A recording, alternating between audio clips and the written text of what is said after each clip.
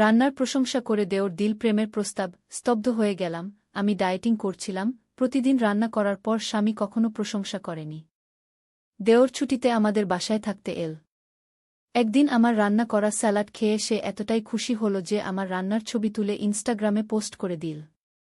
সেদিন রাতে বারান্দায় বসে কফি খাওয়ার সময় সে হঠাৎ বলল, বুদি, ভাইজা তোমার মূল্য বোঝে না।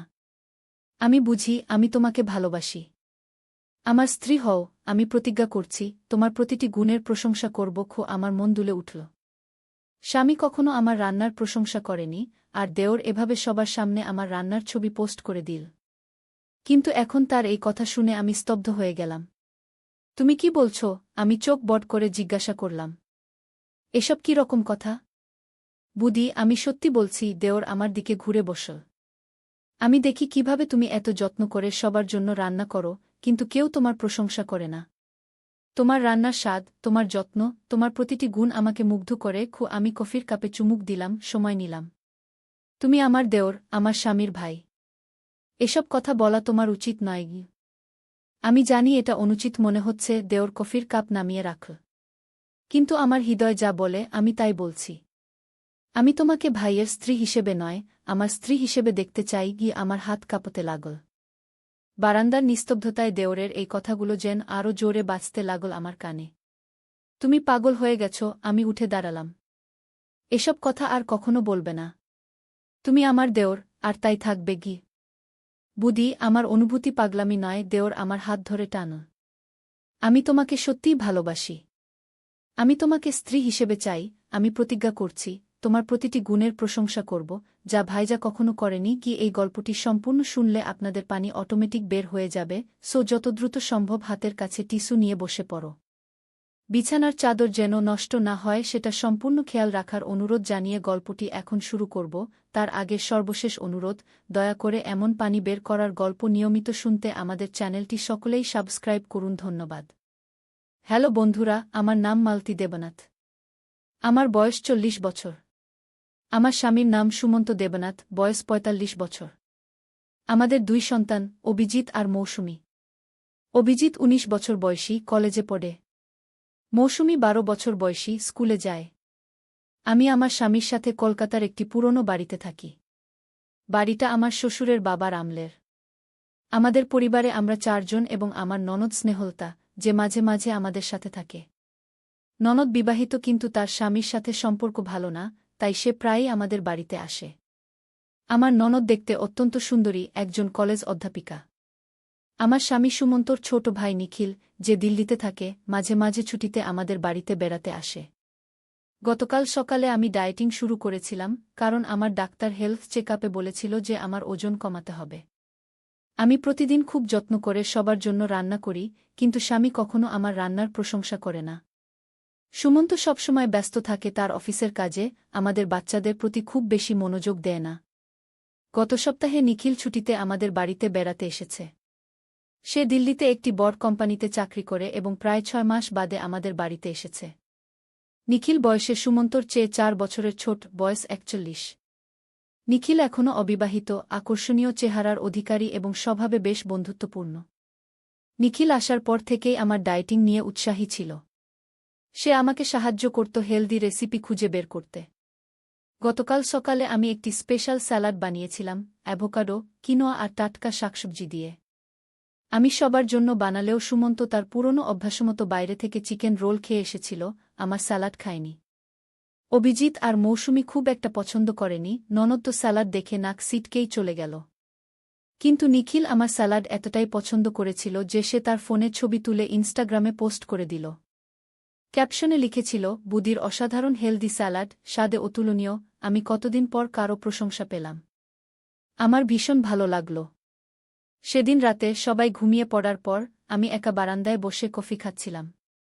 হঠাৎ পেছন থেকে নিখিল এসে বলল, কফি খাচ্ছ? আমিও একটু খাবো। আমি তাকে কফি দিলাম। আমরা দুজনেই বারান্দায় বসে কফি খাচ্ছিলাম, মাঝে মাঝে এটা সেটা নিয়ে কথা বলছিলাম। হঠাৎ করে নিখিল আমাকে বলল, বুদি, ভাইজা তোমার মূল্য বোঝে না। আমি বুঝি, আমি তোমাকে ভালোবাসি। আমার স্ত্রী হও, আমি প্রতিজ্ঞা করছি, তোমার প্রতিটি গুণের প্রশংসা করব। আমার মন দুলে উঠল। স্বামী কখনো আমার রান্নার প্রশংসা করেনি, আর দেওর এভাবে সবার সামনে আমার রান্নার ছবি পোস্ট করে দিল। কিন্তু এখন তার এই কথা শুনে আমি স্তব্ধ হয়ে গেলাম। তুমি কি বলছ? আমি চোখ বড় করে জিজ্ঞাসা করলাম। এসব কি রকম কথা? বুদি, আমি সত্যি বলছি। নিখিল আমার দিকে ঘুরে বসল। আমি দেখি কিভাবে তুমি এত যত্ন করে সবার জন্য রান্না করো, কিন্তু কেউ তোমার প্রশংসা করে না। তোমার রান্নার স্বাদ, তোমার যত্ন, তোমার প্রতিটি গুণ আমাকে মুগ্ধ করে। কি? আমি কফির কাপে চুমুক দিলাম, সময় নিলাম। তুমি আমার দেওর, আমার স্বামীর ভাই। এসব কথা বলা তোমার উচিত নয়। আমি জানি এটা অনুচিত মনে হচ্ছে। নিখিল কফির কাপ নামিয়ে রাখল। কিন্তু আমার হৃদয় যা বলে আমি তাই বলছি। আমি তোমাকে ভাইয়ের স্ত্রী হিসেবে নয়, আমার স্ত্রী হিসেবে দেখতে চাই। আমার হাত কাঁপতে লাগল। বারান্দার নিস্তব্ধতায় দেওরের এই কথাগুলো যেন আরও জোরে বাজতে লাগল আমার কানে। তুমি পাগল হয়ে গেছ। আমি উঠে দাঁড়ালাম। এসব কথা আর কখনো বলবে না। তুমি আমার দেওর, আর তাই থাকবে। বুদি, আমার অনুভূতি পাগলামি নয়। নিখিল আমার হাত ধরে টানল। আমি তোমাকে সত্যিই ভালোবাসি। আমি তোমাকে স্ত্রী হিসেবে চাই। আমি প্রতিজ্ঞা করছি, তোমার প্রতিটি গুণের প্রশংসা করব, যা ভাইজা কখনো করেনি। আমি বিস্মিত হয়ে গেলাম। আমার হাত ছাড়িয়ে নিয়ে ঘরের দিকে যাওয়ার সময় দেখি যে সিঁড়ির বাঁকে দাঁড়িয়ে ননদ আমাদের কথা শুনছে। তার চোখে একটা অদ্ভুত চাহনি। পরদিন সকালে আমি যখন ঘুম থেকে উঠলাম, তখন নিখিল আমার ঘরের সামনে দাঁড়িয়ে আছে। আমি দরজা খুলতেই সে আমাকে একটা ছোট্ট পুরনো ডায়েরি দিল। এটা কি? আমি জিজ্ঞাসা করলাম। গতকাল রাতে আমি তোমাকে যা বলেছিলাম সেজন্য আমি দুঃখিত, নিখিল ফিসফিস করে বলল। কিন্তু আমি এটা তোমাকে দিতে চাই। এটা পড়ো, খুব জরুরি। আমি ডায়েরিটা নিলাম। এটা খুব পুরনো মনে হচ্ছিল। নিখিল আমাকে বলল, এটা আমার বাবার ডায়েরি, যেটা আমি সিন্দুকের পেছনে লুকানো অবস্থায় পেয়েছিলাম। এটা পড়ে আমি হতবাক হয়ে গেছি। বুদি, তোমার জীবন বিপদে। আমি অবাক হয়ে তার দিকে তাকালাম। কি বলছো তুমি? যেমন গতকাল আমি তোমাকে প্রেমের প্রস্তাব দিয়েছিলাম, সেটা প্রেমের প্রস্তাব ছিল না। নিখিল আবার ফিসফিস করল। আমি তোমাকে সতর্ক করার চেষ্টা করছিলাম, কিন্তু ভয় পেলাম যে কেউ শুনতে পাবে। সতর্ক করার চেষ্টা? কিসের বিপদ? আমি বিস্মিত হয়ে জিজ্ঞেস করলাম। বাড়িতে সবার সামনে কথা বলা নিরাপদ নয়। ননদ সবসময় আশেপাশে ঘোরাফেরা করে, আর ভাইয়া। নিখিল থেমে গেল। ডায়েরিটা পড়ো। আজ আমি তোমাকে পল্টন বাজারে নিয়ে যাব। স্নেহলতাকে বলো যে আমরা কিছু কেনাকাটা করতে যাচ্ছি। সেখানে আমরা কথা বলবো।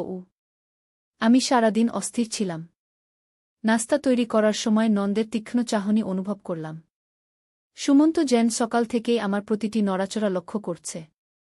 দুপুরের পর নিখিল যখন আমাকে বাজারে যাওয়ার কথা বলল, তখন ননদ আমাদের দিকে এমনভাবে তাকালো যেন সে সব জানে। যাই হোক, আমরা বাজারে গেলাম।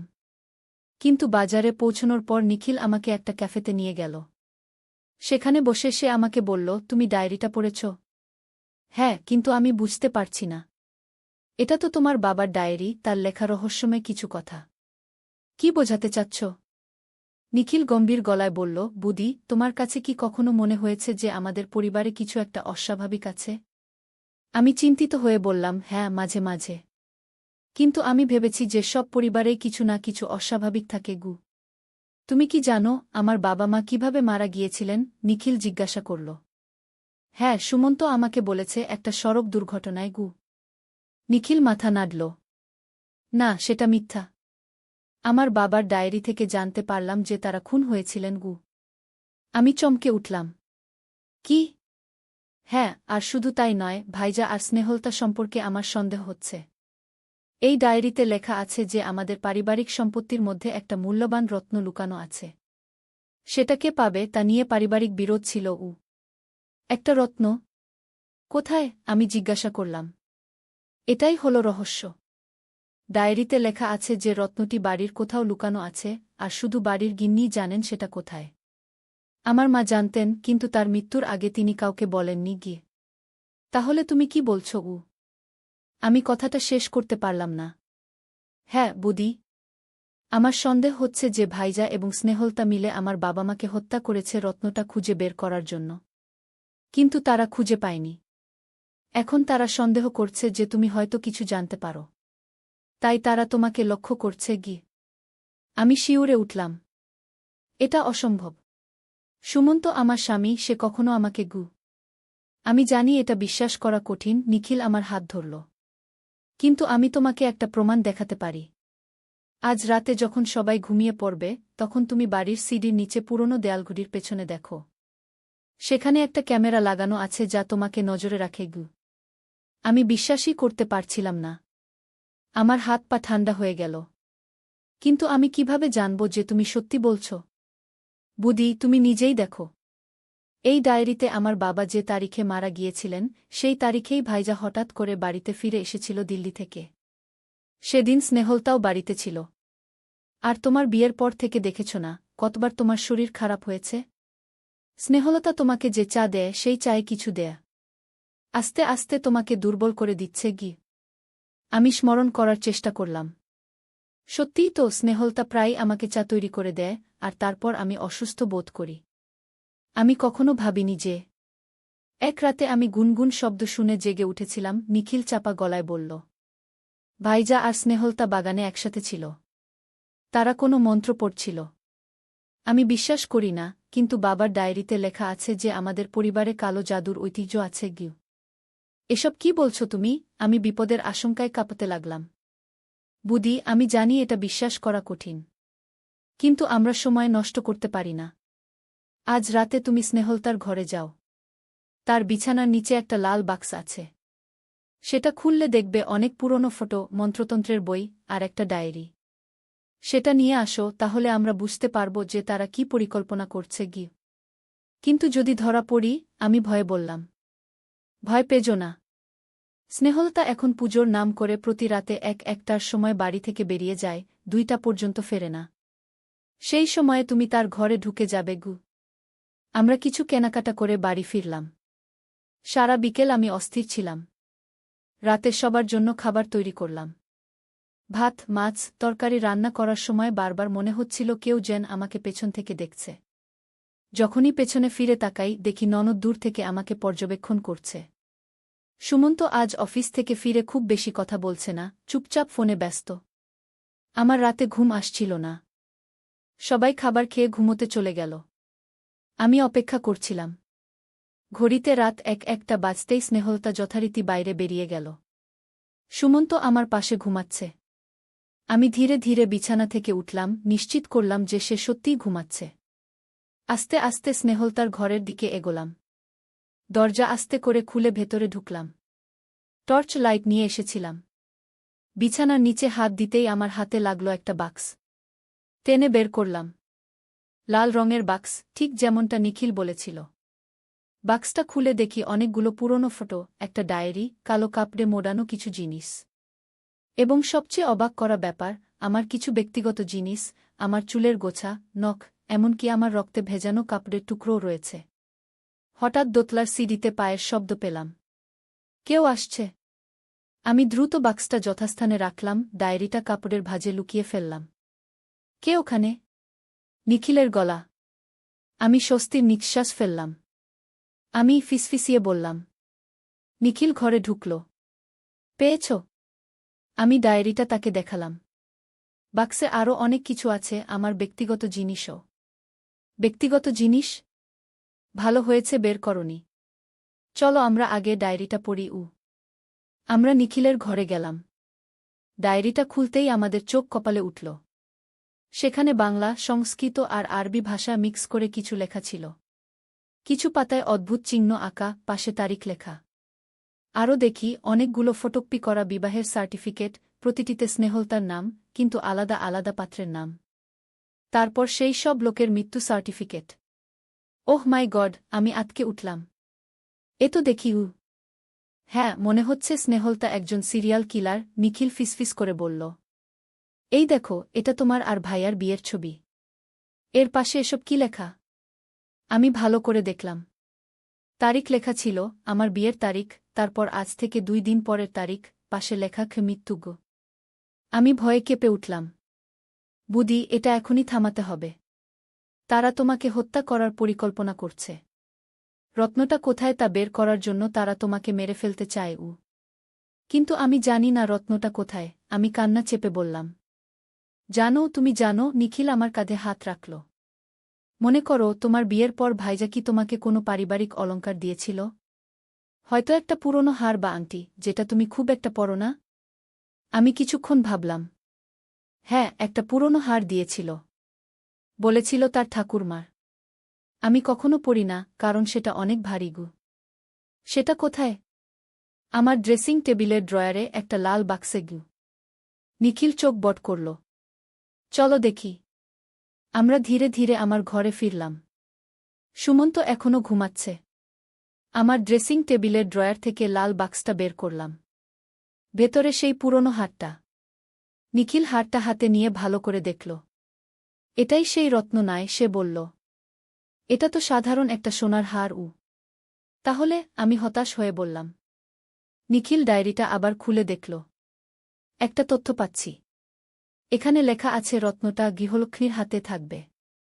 গৃহলক্ষ্মী মানে বাড়ির গিন্নি, তুমি কিন্তু আমার কাছে তো কোনো রত্ন নেই, আমি অসহায়ভাবে বললাম। ভাবো বুদি, তোমার কাছে এমন কিছু আছে যা তুমি সর্বদা ব্যবহার করো? যেটা সবসময় তোমার কাছে থাকে? আমি ভাবতে লাগলাম। হঠাৎ আমার নজর গেল আমার হাতের চুড়িটার দিকে।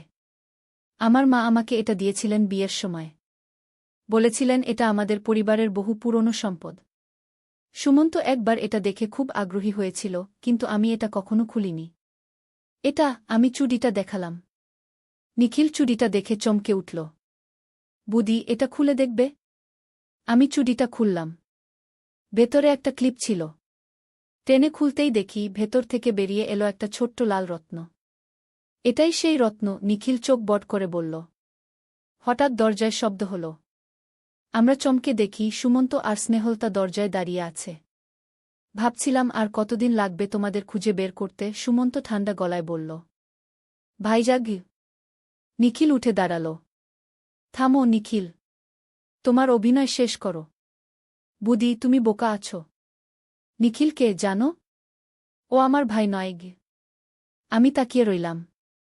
কিছু বুঝতে পারছিলাম না। ওকে দেখো ভালো করে, স্নেহলতা শয়তানি হাসি দিয়ে বলল। দেখো ওর চোখ কিভাবে জ্বলছে। নিখিলের নিজের বাবা মা নেই, তোমার শ্বশুর শাশুড়ি ওকে দত্তক নিয়েছিলেন। ও আসলে একজন কালো জাদুকর। আমি অবাক হয়ে নিখিলের দিকে তাকালাম। তার চোখ সত্যিই ভয়ঙ্করভাবে জ্বলছিল। এই রত্নটা 1000 বছরের পুরনো, এতে অসীম শক্তি আছে, সুমন্ত বলল। নিখিল এটা চায় তার শক্তি বাড়াতে। আর আমরা চাই এটা ধ্বংস করতে। এই রত্নের কারণে আমাদের পরিবারে কত অশান্তি হয়েছে কিন্তু আমার মা আমি কাপা গলায় বললাম। হ্যাঁ, তোমার মা জানতেন এই রত্নের কথা। তিনি এটা তোমাকে দিয়েছিলেন কারণ তিনি চাইতেন তুমি এটা নিরাপদে রাখো। কিন্তু তোমাকে সত্যিটা বলেননি আর এখন সময় এসেছে এই রত্ন ধ্বংস করার, স্নেহলতা বলল।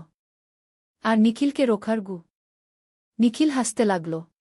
এবার তার হাসিটা অন্যরকম শোনাচ্ছিল, যেন একটা পিশাচের হাসি। তোমরা আমাকে রোকতে পারবে না, সে গর্জে উঠল। আমি অনেক বছর ধরে অপেক্ষা করছি। অনেক বছর ধরে এই পরিবারে ঢুকে আছি, অপেক্ষা করছি কখন এই রত্ন আবার ফিরে আসবে হঠাৎ ঘরের আলো নিভে গেল। চারদিক অন্ধকার হয়ে গেল। আমি শুধু নিখিলের জ্বলন্ত চোখ দেখতে পারছিলাম। সে আমার দিকে হাত বাড়াল, যেন রত্নটা কেড়ে নিতে চায়। তখনই অদ্ভুত ব্যাপার ঘটল। আমার হাতের চুড়িটা থেকে লাল আলো বের হতে লাগল। সেই আলো ক্রমশ সারা ঘরে ছড়িয়ে পড়ল। আমি দেখলাম নিখিলের শরীর কুঁকড়ে যাচ্ছে, যেন সে যন্ত্রণায় কাতরাচ্ছে। না, আমাকে এটা দাও, নিখিল চিৎকার করে উঠল। এটা তুমি পাবে না, আমি জোরে বললাম। কিন্তু এই কথাগুলো আমার মুখ থেকে বেরোচ্ছিল না, যেন কেউ আমাকে দিয়ে বলাচ্ছে। হঠাৎ একটা তীব্র আলোর ঝলক দেখলাম। নিখিল চিৎকার করতে করতে মাটিতে পড়ে গেল। আলো আবার ফিরে এলো। সুমন্ত আমার কাছে এসে আমাকে জড়িয়ে ধরল। মালতী, তুমি ঠিক আছো? আমি ধীরে ধীরে মাথা নাড়লাম। কি হল? স্নেহলতা নিখিলের দিকে এগিয়ে গেল। সে গেছে। তার আত্মা ধ্বংস হয়েছে আমি সব বুঝতে পারছিলাম না। তোমরা আমাকে সব বলো, আমি কিছুই বুঝতে পারছি না সুমন্ত আমাকে সোফায় বসাল। মালতী, আমি তোমাকে সব খুলে বলি। আমাদের পরিবারে একটা অভিশাপ আছে। আমাদের পূর্বপুরুষ একটা কালো জাদুর তন্ত্র থেকে এই রত্ন চুরি করেছিলেন। এই রত্নে অসীম শক্তি আছে। কিন্তু এটার কারণে আমাদের পরিবারে অভিশাপ এসেছে। কিছুদিন পর পর একটা পিশাচ আমাদের পরিবারে ঢোকে এই রত্ন নেওয়ার জন্য। নিখিল সেই পিশাচ? আমি জিজ্ঞাসা করলাম। হ্যাঁ। আমরা সন্দেহ করেছিলাম, কিন্তু নিশ্চিত ছিলাম না। আমার বাবা-মাকে সে হত্যা করেছিল। তারপর চাইছিল তোমাকেও হত্যা করতে। কিন্তু সে আমাকে সতর্ক করেছিল, ডায়েরিটা দিয়েছিল। সেটা তার চাল ছিল, স্নেহলতা বলল। সে চাইছিল তোমার বিশ্বাস অর্জন করতে, যাতে তুমি তাকে রত্নটা দেখাও। আমি অবাক হয়ে বললাম, তাহলে তুমি সিরিয়াল কিলার নও? সেই ডায়েরিতে সব ফটো? স্নেহলতা হাসল। না, আমি একজন গবেষক। আমি অতীতের সব ঘটনা লিপিবদ্ধ করছিলাম, যেখানে এই পিশাচ আমাদের পরিবারে ঢুকেছিল। প্রতিবার একই ঘটনা। একজন বাইরের লোক পরিবারে ঢোকে, বিশ্বাস অর্জন করে, তারপর রত্নটা খুঁজে বের করার চেষ্টা করে। কিন্তু এখন? আমি জিজ্ঞাসা করলাম। এখন এই রত্ন আমাদের ধ্বংস করতে হবে, সুমন্ত বলল। এটা একমাত্র উপায় আমাদের পরিবারকে এই অভিশাপ থেকে মুক্ত করার। আমি রত্নটা হাতে তুলে নিলাম। এটা এখনও লাল আলো ছড়াচ্ছিল। আমি ভাবলাম, কিভাবে একটা ছোট্ট রত্ন এত সমস্যা সৃষ্টি করতে পারে। 3 দিন পর পূর্ণিমার রাতে আমরা গঙ্গার ঘাটে গেলাম। সেখানে বিশেষ একটি মন্ত্র উচ্চারণ করে রত্নটাকে গঙ্গায় বিসর্জন দিলাম। সেই মুহূর্তে আমি অনুভব করলাম যেন আমার শরীর থেকে একটা ভারী বোঝা নেমে গেল। বাড়ি ফিরে আসার পর আমাদের জীবন ধীরে ধীরে স্বাভাবিক হতে শুরু করল। সুমন্ত আমার প্রতি আরও মনোযোগী হল। স্নেহলতা নিজের স্বামীর সাথে আবার সম্পর্ক ভালো করে নিল। 6 মাস পর একদিন সকালে আমি সুমন্তর জন্য নাস্তা তৈরি করছিলাম। সে আমার পেছনে এসে আমাকে জড়িয়ে ধরল। কি রান্না করছ? তোমার প্রিয় আলুর পরোটা। আমি হাসলাম। সুমন্ত আমার গালে চুমু দিয়ে বলল, তোমার রান্না পৃথিবীর সেরা। আমি হাসলাম। কতদিন পর স্বামীর মুখে এমন প্রশংসা শুনলাম। কিন্তু একটা জিনিস আমি কাউকে বলিনি। সেই রাতে রত্নটা বিসর্জন দেওয়ার আগে আমি চুপিসারে এক টুকরো ভেঙে নিয়েছিলাম। সেটা আমি আমার মায়ের দেওয়া চুড়িতে আবার লুকিয়ে রেখেছি। কেন? আমি নিজেও জানি না। কিন্তু মাঝে মাঝে রাতে আমি অনুভব করি সেই রত্নের টুকরো লাল আলো ছড়াচ্ছে, আমাকে কিছু বলতে চাইছে। তবে এটা আরেক গল্প, বন্ধুরা। সেটা পরের দিন শোনাব। আজ এখানেই শেষ করি। যদি তোমাদের এই গল্পটি ভালো লেগে থাকে, তাহলে অবশ্যই আমাদের চ্যানেল সাবস্ক্রাইব করো এবং কমেন্টে জানাও তোমাদের মতামত। আর হ্যাঁ, ভুলো না, ভালো ঘুমের জন্য সবসময় ঘরের সব আলো নিভিয়ে রাখা উচিত। কারণ অন্ধকারে তোমার দিকে তাকানো চোখ দেখা যায় না।